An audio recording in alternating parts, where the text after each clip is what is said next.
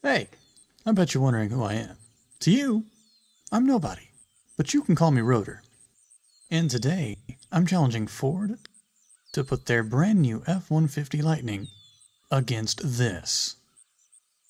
This is the bucket. This is a 2001 Ford F-150 Lariat.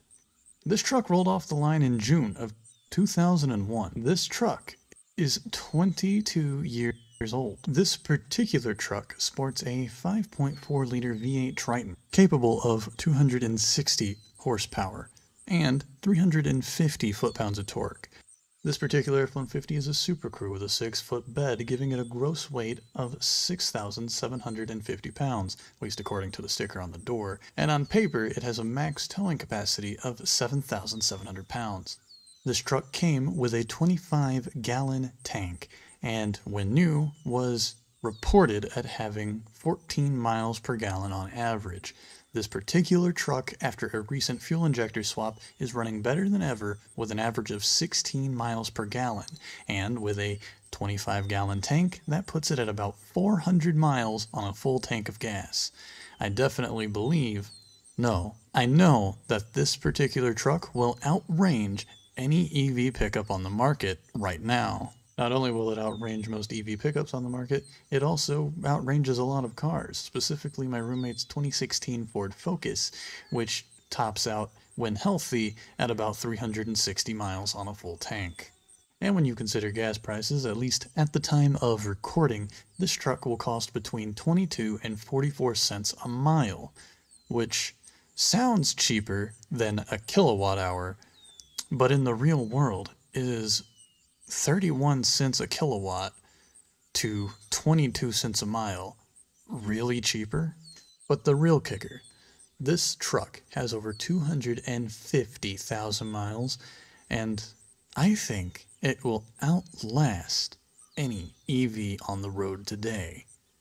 But that doesn't mean it isn't time to retire it. I know you're probably wondering why I'm challenging Ford or any other EV pickup manufacturer. The answer is simple. I drive this truck almost every day. The Bucket is a heavy-duty work truck, a grocery getter, and a campground cruiser. And unlike most of the EV truck reviewers I've come across, I have used and driven pickups since I was 16, with no plans to stop anytime soon. I'm not just looking to review them as tech, but as real replacements for their combustion counterparts.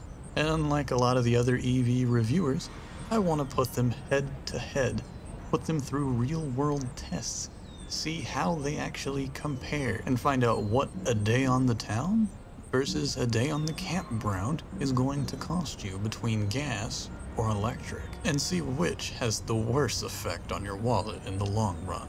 Not only do I drive this truck every day, I have friends and family that drive pickup trucks daily for both daily drivers, their work trucks, their grocery getters, and like most people that are really driving trucks nowadays, a lot of them are older. This one in particular is 20 years old, and due to just age, things don't work anymore. Stuff like the power mirrors, the cruise control, sometimes the odometer doesn't light up. You have the weather seals for the sunroof and the doors, they're just old. Even the four-wheel drive still works in this truck, and I'll consider that a victory, given that my first truck, which was a 2000 Silverado, had an electric transfer case, much like this one does, but it just didn't work. Sometimes it would, but it might get stuck in four-wheel drive, or just would say it's in four-wheel drive and wouldn't be. Electric transfer cases are known for playing out, and this truck is still going strong, much like the rest of them. And since before I could drive, I've been trying to help my friends and family find the right cars for them. But in today's economy, with gas prices still as high as they are, why would anyone pick a newer vehicle when they can save some money, get something older that's going to perform better? This truck is 20 years old and can outperform in mileage a 2016 Ford Focus SE, which is my roommate's car. And even though EVs in their current state, especially pickup trucks, only really are topping out in the mid-300s for range, unloaded and not towing, for a lot of people, even if you half that to about maybe 150 150 to 200 miles while towing up to 10,000 pounds, give or take, that could be enough for enough people to get to a job site or get to where they're going, unload, maybe go get lunch. The world of EVs is still very young and very new to a lot of people, and a lot of people just don't think that the infrastructure is there. And in a lot of places, it's not.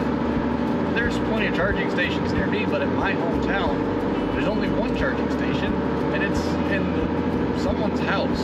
They're nice enough to give out a gate code to let people in and get a charge to get to the next charging station. But my hometown is about 100 miles away, which with the current EV pickups that are on the road, that's about around half range, which then if you get to the next station to charge, you're looking at 45 minutes. That's a lunch break or just a casual rest, maybe some shopping. Like to fully fill this thing from empty is $88 with gas prices at their current rate, which could change any day, and it could be cheaper, it could be more. Like they change by the hour. Even electric prices, those change and you're paying by the kilowatt, but you still are going to spend less on charging than you will on fueling. Because your average month of driving a truck like this, a full-size F-150 with a V8, you're looking at $300, $400 in fuel alone. And that's not counting the days that you're hauling and you're putting more fuel in. That's an average of just normal day-to-day driving, not factoring in weight and weather. So your average with the same expectancies on charging, it's going to be roughly a little less than half. 1 mile. I've tried to explain why EVs are a decent idea for the future to many people, friends and family, but why take my word for anything? After all, I have no experience with an EV. If you have a friend who lives in North Washington and had a Tesla about 5 years ago or so, and they told you the infrastructure wasn't good and this and that, you're gonna take their word over someone who doesn't know anything. And while we're on that topic, what qualifies me to review an EV when so many others already have? Well, nothing. Nothing qualifies me any less than they're qualified. I can script, I can research, and I can get B-roll, same as anyone else. I may not have a team behind me who can help with scripting and research or editing or backgrounds in cinematography, but why should that disqualify me and my point of views as someone who uses a pickup truck every day for more than just driving to the store to get groceries? And I mean, honestly, it might be a little conceited, but who better than a Southern boy from North Alabama to convince that an EV is worth it, which I don't need convincing. I think they're a pretty decent idea in the long run, at least for now. But people like my father, many friends of mine, they are going to be harder to convince that an EV is worth that upfront cost and is going to save them money in the long run. And I've tried learning as much as I can about EVs, not just the Lightning, but cars, trucks, even the vans that are being made. And while there's a lot on the internet, there's not a lot of people taking real trucks like this one and putting it up against an EV and seeing how they compare. And while, yes, this thing can outdrive, at least in range, the current generation of Lightnings, who's to say that it's going to cost me more? After all, these things, at least in the state of Tennessee, are only about 31 cents a minute on average. This has a 25-gallon tank, and Ford Lightning ranges from a 91 kilowatt battery to a 131 kilowatt battery. So, do the math. A lot of the other YouTubers, they're not putting the trucks together and comparing them. They're comparing on paper the new F-150 to the new F-150. And while that makes sense, absolutely, I don't disagree.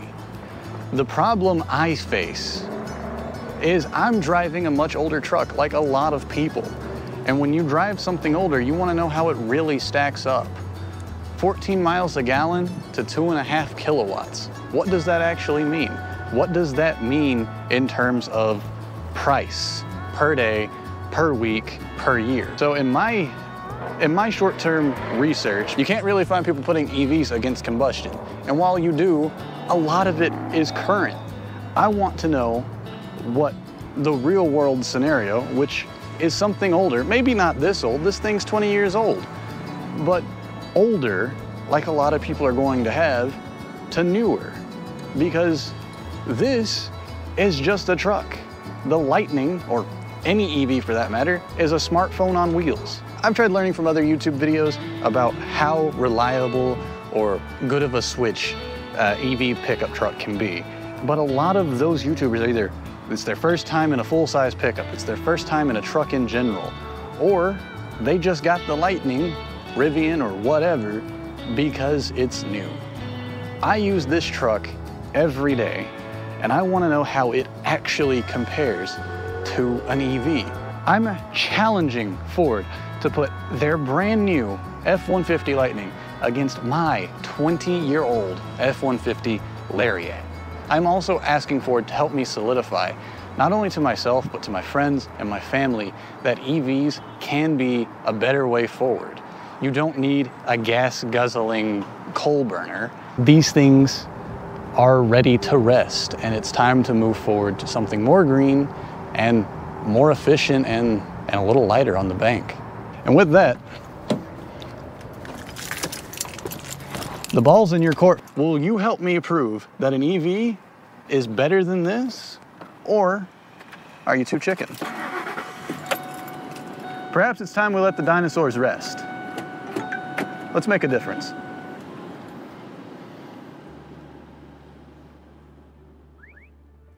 So to clarify, what I want to do is I want to put the new F-150 Lightning against this 22-year-old F-150 and see which one really stacks out best in long-term performance. See which one is going to have the most effect on your wallet in the long run, and put them in a real-world side-by-side comparison. As these trucks might be 20 years in difference, they stack up very similarly on paper in terms of their overall performance. The Ford F-150 has been the #1 selling truck in America for a long time, and it's clear to see why. The F-150 hasn't changed much in over 20 years, and it's time to see if these slight changes make big differences. I own this particular F-150, and I'm asking Ford or any other EV manufacturer to put their new truck against this one. Very real, very old, and very proven. And so we're clear, what I'm looking to do is put them in real-world comparisons to one another. From a day on the town getting groceries and doing errands, taking them camping, going on a road trip, hauling, and towing. Very simple, expected from your pickup duties. All of these things are what most pickup owners use their trucks for, so I want to see how they truly stack up against each other. While 20 years of difference may seem big on paper, in the real world a lot of people are pushing their trucks over 200,000 miles, just like this one, and they continue to press on. While I won't be able to attest to an electric's ability to do that, I can definitely compare them in real-world scenarios, and at the end of every day, put the receipts together and see which one is costing you more in the long run and which one is going to keep going further. It's very clear that EVs have massive drawbacks, from range and the ability to keep a battery going for 20 plus years has yet to be seen. But that doesn't mean that it isn't time to consider retiring combustion engines. While I don't see any massive manufacturers reaching out anytime soon, if you would like to help make this goal a reality and put these trucks in real-world comparisons to one another, you can help me by sharing this video, leaving a like, and subscribing down below.